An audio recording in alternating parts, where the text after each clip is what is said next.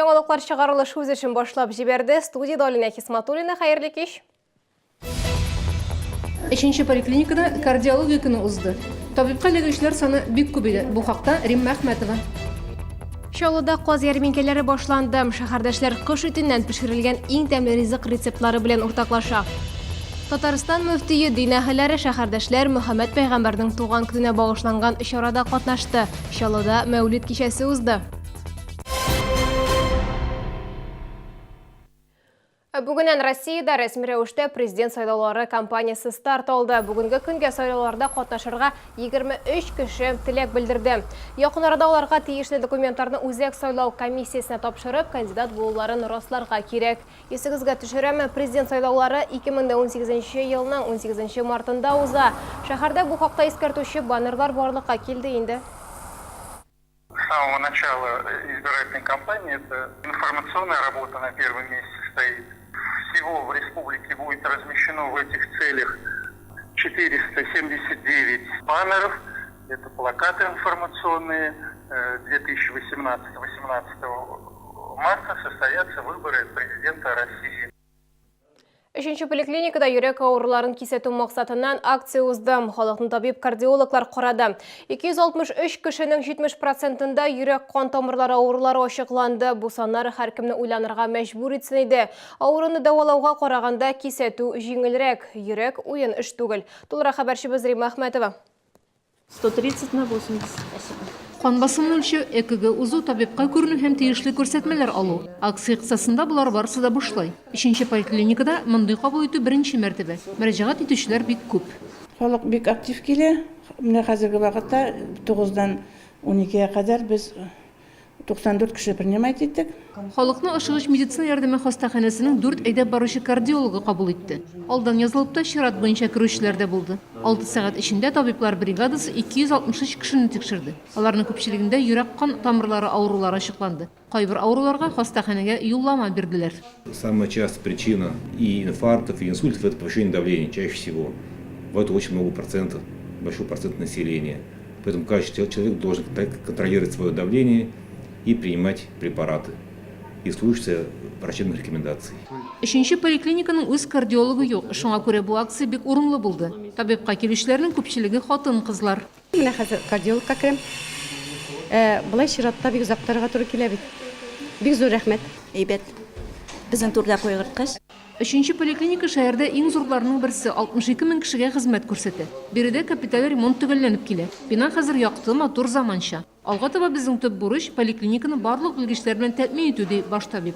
В этом году мы смогли привлечь с других регионов 2 врача-хирурга, вывели на работу врача-офтальмолога. В этом направлении мы работаем, пригласили врача-терапевта, поэтому еще не хватает нам, конечно же, специалистов.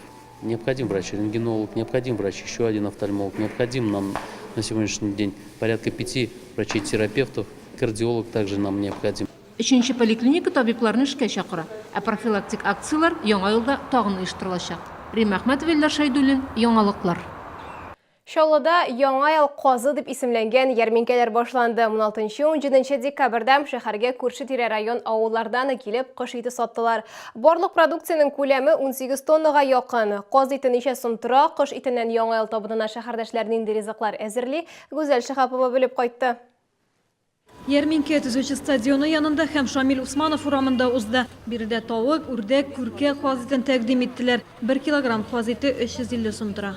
Казлар, күркә, тавык, шибиләр алып килде, казмайлары, эшбашлары басында алып килде. Казларны тоже күп үстерәбез, мәгәрләп үстерәбез. Күбесе казны яңа ел өстәленә дип ала. Берәүләр бәлеш пешерсә, икенчеләре үз рецептлары белән бүлешә. Кыяфәтенә карап инде, теге кабартылмаган булсын инде, кабартылган булса ул ней булып тора, өйгә кайткач шиңәдәген бөтен пешергән әйбереңнең. Теге вида матур булмый инде. Духовкага куябыз инде, ней алдан нигә суга тузлар салып, әйбәтләп мариновать итеп куябыз да фольгага төреп духовкага тагабыз. У меня жена умеет готовить, и колбасу будем готовить домашнюю. На Новый год гуся приготовим. Киләсе ярминкәләр 23-24 декабрьдә шул ук адреслар буенча узачак. Сатучылар иртәнге 8-дән көндезге 3-кә кадәр эшли. Гүзәл Шәһапова, Ленар Султанов, яңалыклар. Сидоровский паркында бірінші шыршының утлары қобынды. Оның 5 декабрда тантаналы рәвішті қоштылар. Поселок тешеушілер ise концерт номерлары білені зор бейрем ұйыштырдылар. Яңартылған Сидоровка паркында быйыл тагын шыршы куйдылар. Аны күрергә шәһәрнең башка районнарыннан да килгәннәр.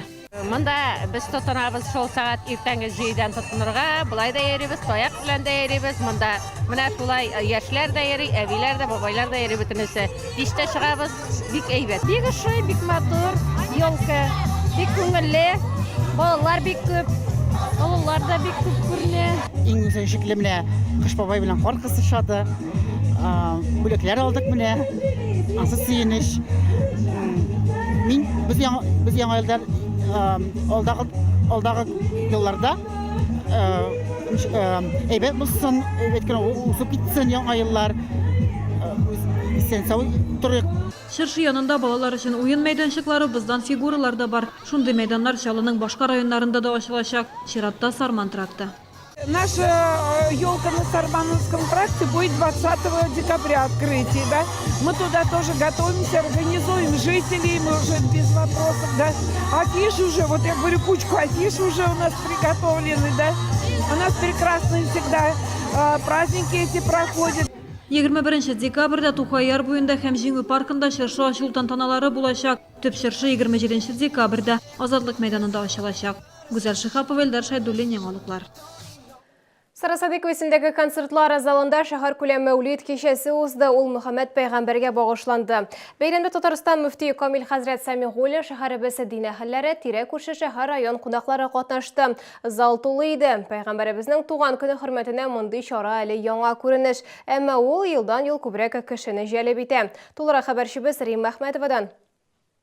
Хашим нәселе Корайш кабиләсендә bu эраның 570 еллары тирәсендә Мөхәммәд Рәсүл якты дөньяга килә. Мөхәммәд пәйгамбәр турында һәр сүз хикмәтле, әмма балалар авызыннан ишетелгән аеруча тәэсирле. Бу тамаша кылучыларның уртак фикре. Әлеге кызлар-малайлар иншалла мөхтәсибәте каршында эшләүче Хәзинә клубында шөгыльләнәләр. Кеше яшьтән ислам тәрбиясе алып үсүче бу балалар мөселман өммәтенең киләчәге булып торалар.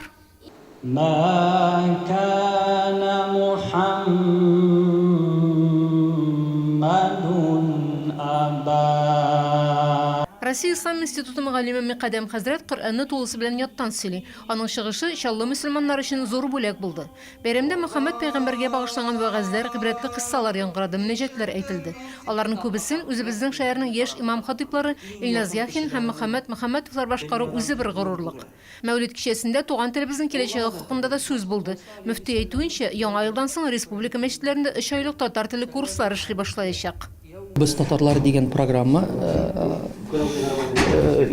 Риу тарафыннан, безнең университет тарафыннан эшләнде.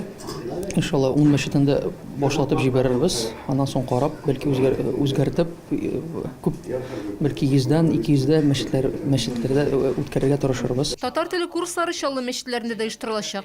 Мәүлид бәйрәме хакында тулырак җомга көнне кыйбла тапшыруында сөйләрбез. Рим Әхмәтова, Элдар Шайдуллин, яңалыклар. Бу сезгә җиткерәсе соңгы мәгълүматыбыз иде. Мин Алина Хисматуллина сезнең белән сау булашам. Исән-имин булыгыз.